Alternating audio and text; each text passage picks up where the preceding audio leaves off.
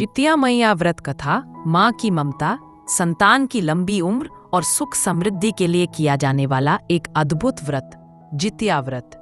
कहते हैं इस व्रत की कथा जो सुनता है उसकी संतान पर किसी प्रकार का संकट नहीं आता।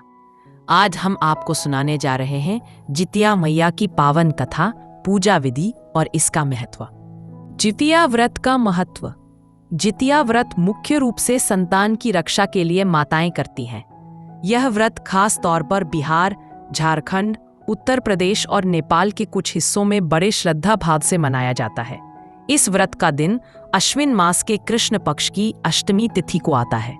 माँ अपने पुत्र या संतान की लंबी उम्र, स्वास्थ्य और सुख के लिए निर्जला उपवास करती हैं। इस व्रत में माताएं सूर्योदय से लेकर अगले दिन सूर्योदय तक भोजन और पानी तक का त्याग करती है। पूजा विधि और सामग्री। व्रत वाले दिन प्रातःकाल स्नान करें और स्वच्छ वस्त्र धारण करें।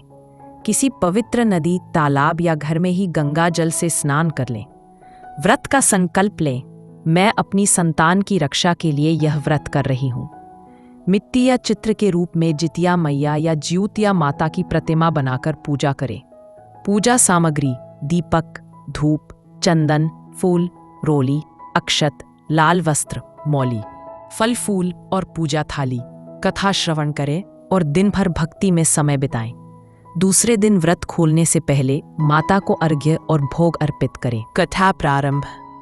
बहुत समय पहले की बात है। एक नगर में ज्योतिया नामक एक धर्मनिष्ठ राजा रहता था। उसके राज्य में एक ब्राह्मण और एक नाई धोबी की पत्नी रहती थी। दोनों के पुत्र समान आयु के थे। दोनों माताएं आपस में बहुत प्रेम करती थीं। एक दिन यमराज के दूत आए और बोले, आज तुम्हारे बच्चों की आयु पूरी हो गई है, उन्हें यमलोक ले जाना है। यह सुनकर दोनों माताएं व्याकुल हो गईं।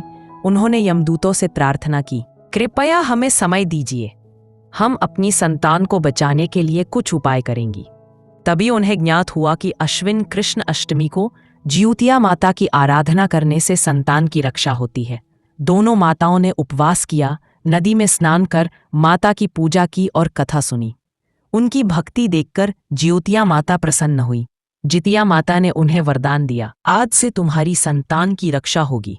जो भी माता इस व्रत को श्रद्धा भाव से करेगी उसकी संतान अकाल मृत्यु से बचेगी, स्वस्थ और दीर्घायु होगी। यमराज के दूत आए, लेकिन माता के व्रत की शक्ति के आगे वे नतमस्तक हो गए और बच्चों की आयु बढ़ा दी गई। कथा का संदेश और विशेष बातें। जितिया व्रत यह सिखाता है कि माँ की भक्ति और संकल्प में अपार शक्ति होती है। यह व्रत केवल अनुष्ठान नहीं बल्कि मातृत्व के प्रेम और विश्वास का प्रतीक है।